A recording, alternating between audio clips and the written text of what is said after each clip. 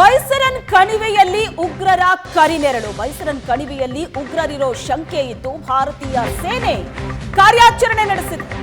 ಬೈಸರನ್ ಕಣಿವೆಯಲ್ಲಿ ಏಷ್ಯಾನೆಟ್ ಸುವರ್ಣ ನ್ಯೂಸ್ ಅಲ್ಲಿಂದಲೇ ಪ್ರತ್ಯಕ್ಷ ವರದಿ.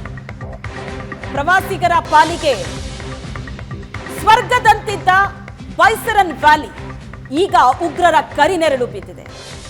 ಬೈಸರನ್ ಕಣಿವೆಯಲ್ಲಿ ಸೇನೆ ನಡೆಸ್ತಾ ಇರೋ ಕಾರ್ಯಾಚರಣೆ ಉಗ್ರರಿಗಾಗಿ.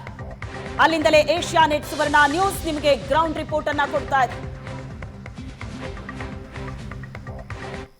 ಬೈಸರನ್ ವ್ಯಾಲಿಯ ದುಷ್ಟರು ಭಯೋತ್ಪಾದಕರು ಇದೇ ಇಂಥ ಕಳ್ಳ ರಸ್ತೆಗಳನ್ನ ಬಳಸಿಯೇ ಅಲ್ಲಿಗೆ ಹೋಗಿದ್ದು. ಅನಂತನಾಗ್ ಜಿಲ್ಲೆ ಪೆಹಲ್ಗಾವ್ನಿಂದ ಹೊರಟಂತ ದುಷ್ಟರು ಇದೇ ರೀತಿ ಅಲ್ಲಿ ಬೈಸರನ್ ವ್ಯಾಲಿ ಸೇರಿದ್ದು ಅನ್ನುವಂಥದ್ದು ಇಲ್ಲಿನ ಸ್ಥಳೀಯರು ಹೇಳ್ತಾ ಇರುವಂಥದ್ದು.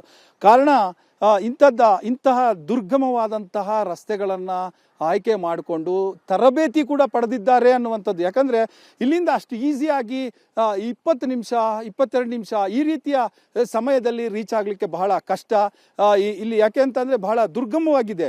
ಆದರೂ ಕೂಡ ನಿಮಗೆ ತರಬೇತಿ ಇಲ್ಲದೆ ಹೋಗ್ಬಿಟ್ರೆ ಇಲ್ಲಿ ಹತ್ಲಿಕ್ಕೂ ಕೂಡ ಸಾಧ್ಯ ಆಗೋದಿಲ್ಲ. ಆ ಮಟ್ಟಕ್ಕೆ ಇರುವಂಥದ್ದು. ಮತ್ತೆ ಇಲ್ಲಿ ಏನು ಕಾಣಿಸೋದೇ ಇಲ್ಲ, ಒಬ್ಬೊಬ್ಬರಾಗಿ ಹೆಂಗ್ ಹೋದ್ರು ಅನ್ನುವಂಥದ್ದು ಕೂಡ ಗೊತ್ತಾಗೋದಿಲ್ಲ. ನಾವು ಕೇವಲ ಆ ರಸ್ತೆಯಲ್ಲಿ ಮಾತ್ರ ನಮಗೆ ಸೆಕ್ಯೂರಿಟಿ ಕಾಣಿಸುತ್ತೆ ಹೋಗ್ಬೇಕಾದಂಥ ಸಂದರ್ಭದಲ್ಲಿ. ಈ ರೀತಿಯಾದಂಥ ಕಾಕನೂರು ಒಂದು ಅರಣ್ಯ ಪ್ರದೇಶದಲ್ಲಿ, ಇಂಥದ್ದೇ ಅರಣ್ಯ ಪ್ರದೇಶದಲ್ಲಿ ಬಂದಂತಹ ದುಷ್ಟರು ಈ ಕೃತ್ಯವನ್ನು ಮಾಡಿದ್ದಾರೆ ಅನ್ನುವಂಥದ್ದು. ಸೊ 4 ರಿಂದ 6 ಜನ ಅನ್ನುವಂಥದ್ದು ಹೇಳಲಾಗ್ತಾ ಇದೆ. ಈಗೆಲ್ಲವೂ ಕೂಡ ಅದು ಗೊತ್ತಾಗಿರುವಂಥದ್ದು, ಯಾರು ಮಾಡಿದ್ದಾರೆ ಏನು ಮಾಡಿಲ್ಲ ಏನು ಅನ್ನುವಂಥದ್ದು. ಆದರೆ ಇಂತಹ ಸ್ಥಳೀಯರು ಹೇಳುವ ಪ್ರಕಾರ ಇಲ್ಲಿ ಇಂತಹದ್ದೇ ದಾರಿಗಳನ್ನು ಬಳಸಿದ್ದಾರೆ. ಈ ದಾರಿಗಳ ಮೂಲಕನೇ ಗೊತ್ತಾಗದ ರೀತಿಯಲ್ಲಿ ಅಲ್ಲಿಗೆ ರೀಚ್ ಆಗಿದ್ದಾರೆ ಅನ್ನೋಂಥದ್ದು.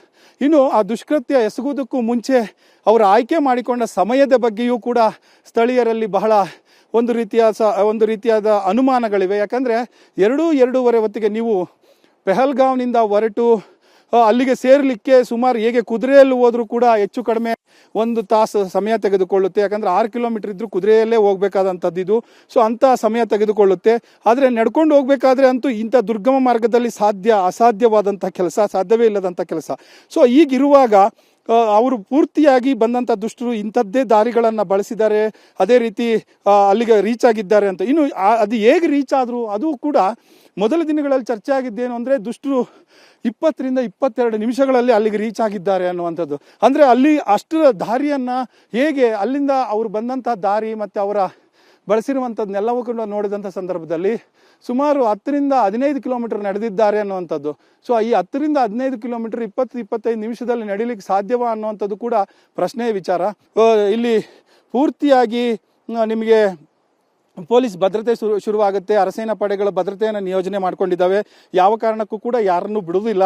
ಈವನ್ ಎಲ್ಲರನ್ನೂ ಕೂಡ ನಿಷೇಧ ಮಾಡಿರುವುದು ಆ ಪ್ರದೇಶಕ್ಕೆ ಹೋಗ್ಲಿಕ್ಕೆ. ಸುಮಾರು 6 ಕಿಲೋಮೀಟರ್ ಇದೆ ಇಲ್ಲಿಂದ ಹೋಗ್ಲಿಕ್ಕೆ. ಅದು ನಿಮಗೆ ಇದರಲ್ಲಿ ಹೋದ್ರೆ ಮಾತ್ರನೇ, ಕುದುರೆಯಲ್ಲಿ ಹೋದ್ರೆ ಮಾತ್ರನೇ ಸಲೀಸಾಗುತ್ತೆ. ಇಲ್ಲ ನಡ್ಕೊಂಡು ಹೋಗ್ತೀವಿ ಅಂತ ಅಂದ್ರೆ ಸ್ವಲ್ಪ ಯುವಕರಾದ್ರೆ ನಡಿಬಹುದು, ಅದು ಕೂಡ ಸರಿಯಾದ ಜಾಗದಲ್ಲಾದ್ರೆ. ಆದರೆ ಈ ದುರ್ಗಮ ಮಾರ್ಗವನ್ನು ನಾವು ಯಾಕೆ ತೋರಿಸ್ತಾ ಇದ್ದೀವಿ ಅಂತ ಅಂದ್ರೆ ಇಂಥದ್ದೇ ಕಳ್ಳ ದಾರಿಯನ್ನ ಹಿಡಿದಿರುವಂಥದ್ದು, ಇಂಥ ದಾರಿಗಳಲ್ಲೇ ಇಲ್ಲೆಲ್ಲ ಬಂದು ಓಡಾಡಿದ್ದಾರೆ ಅನ್ನುವಂಥದ್ದು.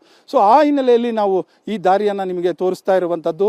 ಅದರ ಜೊತೆಗೆ ಆ ಸಂದರ್ಭದಲ್ಲಿ ಏನು ಈ 2-2:30 ಘಟನೆ ನಡೆದ್ರೂ ಕೂಡ 20 ರಿಂದ 25 ನಿಮಿಷದಲ್ಲಿ ನಮ್ಮ ಫೌಜಿ ಅಂದ್ರೆ ನಮ್ಮ ಸೇನೆ ಅಲ್ಲಿಗೆ ರೀಚ್ ಆಗಿದೆ ಅನ್ನುವಂಥದ್ದೇ ದೊಡ್ಡ ಕೆಲಸ. ಯಾಕಂದ್ರೆ ಅಷ್ಟು ಫಾಸ್ಟ್ ಆಗಿ ಹೋಗುವಂಥದ್ದು ಇದೆಯಲ್ಲ ಬಹಳ ಕಷ್ಟದ ಕೆಲಸ.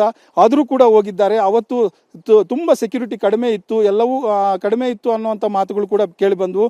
ಇಷ್ಟರ ನಡುವೆಯೂ ಕೂಡ ಅವರು ಹೋಗಿರುವಂಥದ್ದು ಮತ್ತೆ ಜನಸಾಮಾನ್ಯರನ್ನು ರಕ್ಷಣೆ ಮಾಡಿರುವಂಥದ್ದು ದೊಡ್ಡ ಕೆಲಸ ಅನ್ನುವಂಥದ್ದು ಇಲ್ಲಿನ ಸ್ಥಳೀಯರು ಹೇಳ್ತಾ ಇದ್ದಾರೆ.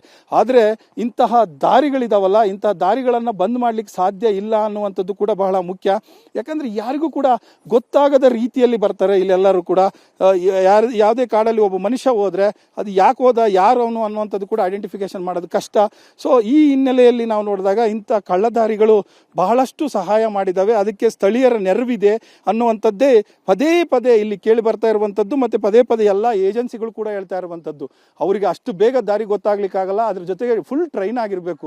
ಸೊ ಈ ಎಲ್ಲ ಹಿಂದೆ ಈ ಟ್ರೈನಿಂಗ್ ಕೊಡುವಂಥದ್ದು, ದಾರಿ ಹೇಳುವಂಥದ್ದು, ಎಲ್ಲದರ ಹಿಂದೆ ಸ್ಥಳೀಯರಿದ್ದಾರೆ ಅನ್ನುವಂಥದ್ದು ಇದೆಯಲ್ಲ, ಅದು ಪದೇ ಪ್ರತಿ ಹಂತದಲ್ಲೂ ಕೂಡ ಪ್ರೂವ್ ಆಗ್ತಾ ಇರುವಂಥದ್ದು. ಕ್ಯಾಮ್ರಾ ಪರ್ಸನ್ ಕೈಲಾಶ್ ಜೊತೆ ಡೆಲ್ಲಿ ಮಂಜು, ಏಷ್ಯಾನೆಟ್ ಸುವರ್ಣ ನ್ಯೂಸ್, ಬೈಸರನ್ ವ್ಯಾಲಿ.